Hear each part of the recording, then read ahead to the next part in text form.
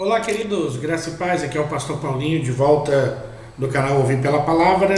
Você já conhece o nosso trabalho, nosso ministério. O Ministério Ouvir pela Palavra tem o intuito de levar Jesus através dos estudos da Palavra de Deus. Se você ainda não se inscreveu no nosso canal, clica aqui embaixo para se inscrever. Se você ainda não deu aquele like, dê o like aí. Se você também não clicou nas notificações, clica ali no sininho para você ser notificado cada novo vídeo que nós colocarmos aqui no canal, tá bom? Ministério do Ouvir da Palavra, o nosso desejo é fazer com que você cresça na graça e no conhecimento do Senhor Jesus. Visite o nosso canal aí, dê uma rodada nos nossos vídeos, nas nossas playlists, com certeza você vai ser muito edificado com os nossos materiais, tá certo? Quero falar do maior treinamento de professor de escola bíblica dominical do Brasil, isso mesmo, maior treinamento de professor de escola bíblica dominical do Brasil. Nós estamos oferecendo para você a oportunidade de participar. Quer saber como? Para eu não precisar ficar dando todo detalhe aqui, vou deixar aqui na descrição desse vídeo o link para você clicar, e aí você vai ficar sabendo como poder participar desse maior treinamento de professor de escola dominical. Já temos vários irmãos que estão e tem nos dado feedback de que tem sido uma bênção para a sua vida. Então, quer melhorar a performance da sua aula, da dinâmica da escola dominical aí na sua igreja, é só fazer esse curso, com certeza você vai ser muito abençoado, tá certo? Vamos lá. Hoje é a lição de número 3, não é? Lição de número 3, que tem por título Único Deus transcendente e eterno. Único Deus transcendente e eterno. O texto áureo da nossa lição está em Atos 17, 28, que diz: porque nele vivemos e nos movemos, e existimos, como também alguns dos vossos poetas disseram, pois somos também sua geração. A verdade aplicada diz: cremos no único Deus verdadeiro, que existe independente de sua criação, que é a causa primeira. Preste bem atenção nessa palavra, causa primeira. Nós vamos estudar nessa lição o pensamento filosófico confirmando a existência de Deus. Então, é o princípio da causalidade. Então, a gente vai ver isso em Tomás de Aquino, né? É interessante a lição deste domingo. Vamos lá. Falando um pouco sobre a introdução, diz que na apologética são considerados alguns argumentos em relação à existência de Deus. E esta lição vai abordar o argumento conhecido cosmológico, ou argumento de criação, ou ainda da causalidade, né? Então, a lição vai tratar esse argumento conhecido como causalidade, tá? Por isso que o texto, a verdade aplicada, fala de Deus como a causa primeira das coisas, né? Então, aí o tópico 1 da lição vai abordar o que a lição coloca como objetivo 1, né? Provar que a matéria e a mente, no estado em que são conhecidas, não são eternas. Nem a matéria nem a mente são eternas, né? Então esse é o objetivo 1 da lição, que aborda aqui no tópico 1. A matéria e a mente são eternas? Uma pergunta. Claro que não, porque o conceito eterno é uma necessidade da razão. Assim, os homens podem escolher entre várias teorias a respeito do eterno, porém, não lhes é possível despojar-se do conceito de eternidade. Não tem como desvencilhar, não tem como abdicar desse conceito de eternidade, por mais que o homem possa querer, não é?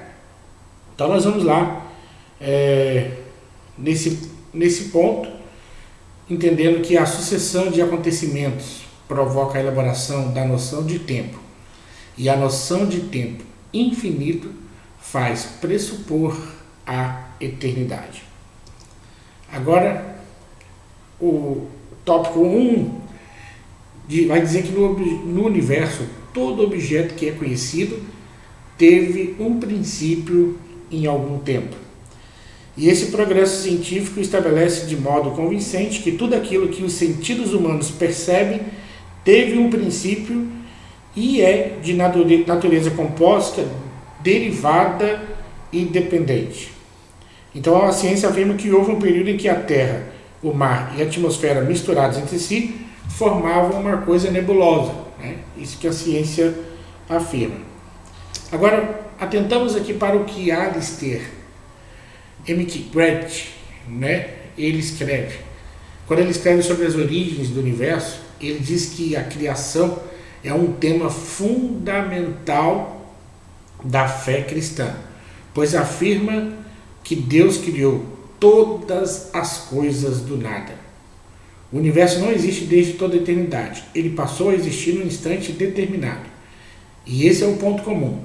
Deus trouxe o universo à existência, né? Então, o Alistair escreve sobre essa origem do universo. Ele diz que a criação é um tema fundamental da fé, pois afirma que Deus criou todas as coisas. Agora, quando ele escreve isso, a comunidade científica considerava tolice mitológica e incompatível com o conhecimento científico de ponta, né? Eles consideravam isso incompatível. Só a partir de 1960 que foi se tornando evidente que o universo teve um início, teve uma origem, né? E essa origem que eles denominaram de Big Bang. Toda a matéria encontrada na Terra mantém suas propriedades moleculares. E sobre as propriedades moleculares, entendeu-se que as moléculas não se alteram, né? Elas permanecem como sempre houveram, né? E essa afinidade que há entre cada molécula e todas as outras, então esse caráter imprime um caráter que ela não é alterada. Então, dado a esse entendimento de que as moléculas estão ali e elas não foram alteradas, a gente vai levar aqui para o pensamento do Peter e do Ronald, que fala sobre a doutrina da criação. Eles dizem assim, que acarreta um diferencial em nosso conceito sobre a natureza. Ou seja, se a natureza foi criada por Deus, então ela é, primeiro ponto, inteligível. E aí a gente vê que não é o acaso que a ciência surge no ocidente teísta, né? A ciência surgindo num ambiente onde se crê em Deus, não naquele outro ambiente que é chamado de panteísta, né? De vários deuses. Segundo, se a natureza foi criada por Deus, então ela é boa. Por isso o cristianismo condenou o maniqueísmo e o gnosticismo como sendo uma heresia. E terceiro, se a natureza foi criada por Deus, então ela é real, porque os orientais consideram a natureza uma ilusão irreal projetada por uma consciência iluminada. Então, consciência iluminada, né?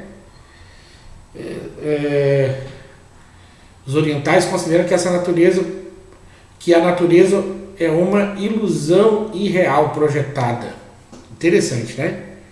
Então, Deus criou a natureza e por isso ela é inteligível, ela é boa e ela é real. Se todas as coisas tiveram um princípio, houve um Criador chamado Deus. Norman Geisler e Ronald comentaram sobre um dos argumentos usados para comprovar a existência de Deus. Um dos argumentos utilizados para comprovar a existência de Deus é chamado de cosmológico, né? Ou seja, esse entendimento de que há uma explicação para Deus. E aí eles comentam sobre um dos argumentos usados para comprovar a existência de Deus, o cosmológico ou criação, considerado o mais notável esse cosmológico, né? E aí O apóstolo Paulo diz, lá em Romanos capítulo 1, versos 19 e 20, que todas as pessoas têm o conhecimento de Deus, porque Deus lhe manifestou. Platão foi o primeiro pensador conhecido por desenvolver um argumento baseado na causalidade. E aí depois vem Aristóteles. Então, Deus, né? Paulo diz que Deus se manifesta, Deus se apresenta. Então, tudo que o homem sabe de Deus, todas as pessoas que têm o conhecimento de Deus, é porque Deus se manifestou a elas. Agostinho, Tomás de Aquino, Anselmo, Descartes e outros valorizam esse argumento, ou seja, o argumento cosmológico, tornando-o mais notável a respeito da existência de Deus. Tudo que é conhecido pela ciência não é eterno, ou seja, teve um começo ou uma evolução, conforme ela admite. Portanto, há um Deus que existe por si mesmo e eterno, que criou todas as coisas. Pode-se crer em um Deus que existe por si mesmo ou em um mundo capaz de existir por si só. E necessariamente tem que crer num ou no outro. Claro que é mais racional e lógico, segundo os argumentos nos itens anteriores, crer em um Deus que não teve princípio e não terá fim. O objetivo 2 da lição é apresentar que não é possível uma vida infinita, né? Ou seja, não é possível uma infinita regressão de causas, né? E aí a gente vai apresentar que não existe essa possibilidade. Existe uma infinita regressão de causa? Todo efeito tem causa. Não pode haver uma regressão infinita de causas finitas. Portanto, deve existir uma causa não causada ou um ser necessário. Então, partindo do entendimento de que todo efeito tem uma causa, né? E com esse entendimento a gente chega à conclusão que não pode haver esse retorno de causas finitas, né? Esse retorno infinito de causas finitas. Sempre vai ter um ponto de partida, vai ter o start, vai ter o play, sempre vai ter. Isso a gente tem que colocar na mente. O argumento cosmológico, né, o argumento pela causa de Tomás de Aquino, diz que, de uma forma mais fácil de entender, que tudo que veio a existir possui uma causa. Esse é o argumento cosmológico, argumento pela causa de Tomás de Aquino, que todo efeito tem causa, não pode haver uma regressão infinita de causas finitas, portanto deve existir uma causa não causada, ou seja, um ser necessário. Olha só que interessante. Precisa de um ser necessário. Se existe uma causa, tem que haver obrigatoriamente um causador, óbvio. E aí a gente vai ver o argumento de Tomás de Aquino dizendo que a existência de qualquer objeto depende de um conjunto de causas contemporâneas, cada uma das quais de outras causas e assim por diante. Ou seja, o objeto depende de um conjunto de causas que acontecem simultâneas e cada uma dessas causas dependem de outras causas. Então, fica difícil aí prosseguir nesse entendimento infinitamente, né? Essa série causal não pode prosseguir de maneira infinita, porque deve haver uma causa primária da existência de tudo mais, o que simplesmente não foi causado. Ou seja, precisa de um ponto de partida, precisa de uma causa primária da existência das coisas. E essa causa primária ela não pode ter sido causada, ou seja, ela tem que ter um ponto de partida. E aí a gente já entende o que Tomás de Aquino está querendo dizer. Nós precisamos encaixar Deus nesse pensamento. Um efeito nunca pode conter um elemento superior, porque uma coisa não pode mover-se a si própria. É preciso uma força, um agente externo. No veículo, por exemplo, tem lá o motor, mas tem que colocar o petróleo, que é o elemento externo que faz a combustão no motor. A força do motor é superior ao estado estático do veículo, sendo assim o motor é capaz de movimentá-lo.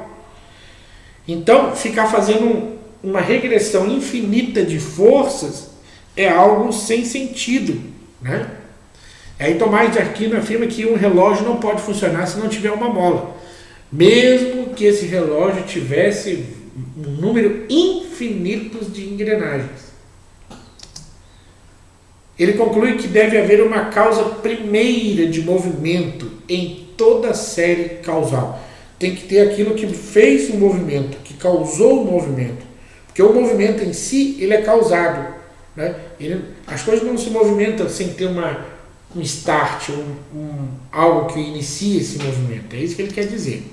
E aí, para dar conta do movimento cósmico, ou seja, do movimento do mundo, nós precisamos postular a existência de um motor absoluto, ou seja, a primeira causa de todo o movimento. E quem foi a primeira causa de todo o movimento? Responde aí, o nosso Deus. Né? Agora, quem é o causador de todas as causas? O causador de todas as causas, segundo Aquino, né, a gente vai ver aí ele falando que a ausência de um ser essencial, a causa não causada, conduz à autocriação e à criação pelo acaso. E aí, no caso, elas são impossíveis. Por quê? Porque nada do que existe hoje existiria se não tivesse algo que causasse. Porque do nada, nada surge. Agora, como o mundo surgiu? Como ele apareceu e existe? Ele surgiu por quê? Surgiu por quem? Com qual propósito? Ao invés de evoluir, está deteriorando, acabando. Só há uma resposta. Há um Deus todo-poderoso, criador e causador de todas as coisas.